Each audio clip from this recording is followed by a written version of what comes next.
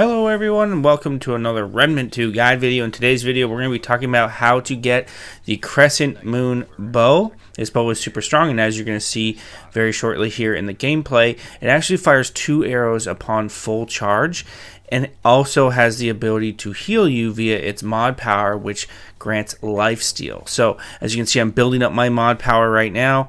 I'm doing some good damage numbers. Once I activate this mod, I'm going to get healing via these little seekers that are returning to me, and in no time I'm at full health.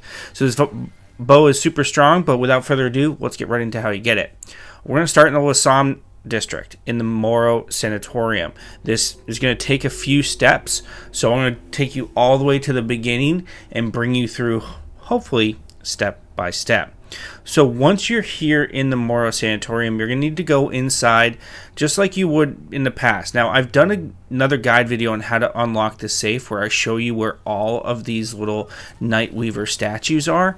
You'll need to acquire all of the 3 Nightweaver statues, and I'll link that video in the description below. Once you have all of the 3 statues, you'll also want to make sure you grab this cell key on the 3rd floor balcony.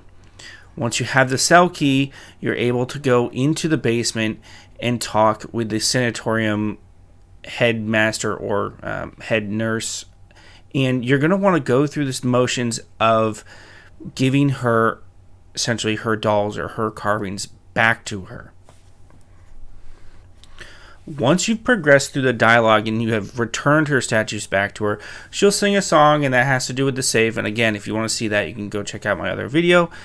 But you'll want to keep progressing through the dialogue until you can unlock the door. And that's where the keys from the 3rd floor balcony come in. So you're going to unlock the door. A little bit of a spoiler. It's kind of weird inside. We're going to grab this Nightweaver stone doll, and we're going to keep this doll in our inventory until you have defeated the Nightweaver. And again, I have a guide on that. It'll be linked in the description below if you need help with that.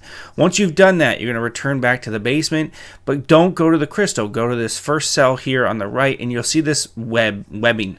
You'll want to place your doll, your stone Nightweaver doll, inside of the webbing, and in return you're going to get the Dreamcatcher staff or melee weapon. This melee weapon is essential to accomplishing the next task in getting the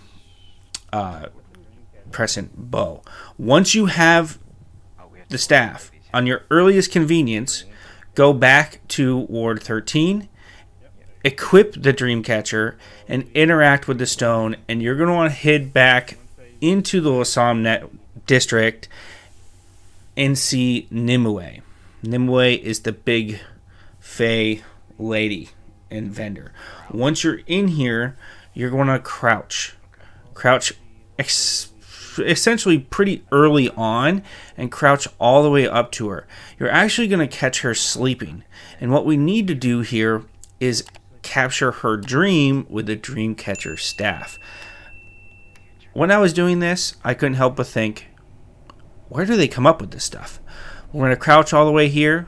Even the little commander, my little pup, is going to crouch all the way up. Once you get there, you're going to want to interact with her wrist. Now, you interact with the melee button or the attack button on a controller. It'd be the R2 or button to shoot or whatever. Just interact. You can see it kind of just like touches her wrist, and you get the consumable in order to enter her dream. So essentially you've captured her dream, and now you're going to kind of run out, and you're going to kind of, once you get around the corner, you're going to want to use that consumable on yourself, and that will teleport you into the dream.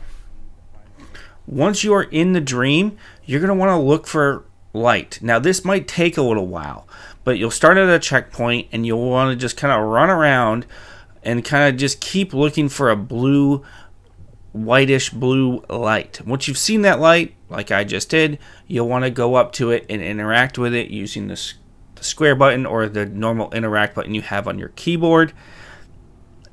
Once we get there, you're going to, again, interact with that button. It looks like that.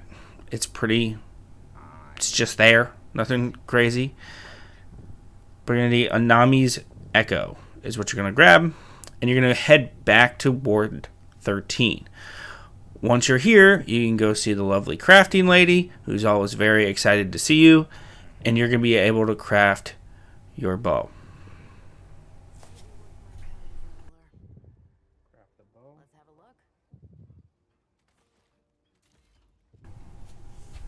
Once you equip the bow, you can read the description. The Moonlight Barrage. This empowers the bow for 15 seconds. Arrows apply moonlight to enemies for 3 seconds. Enemies struck by Crescent Moon while moonlit release a moon essence, which returns 1 arrow, heals 5% of max health, and grants 15% fire and reload speed for 5 seconds.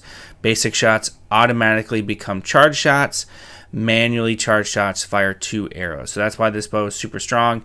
But thank you all so much for your continued support. If you liked the video and this video did help you, please considering dropping a like and subscribing for more content. Thank you all so much. Have a great night. Bye-bye.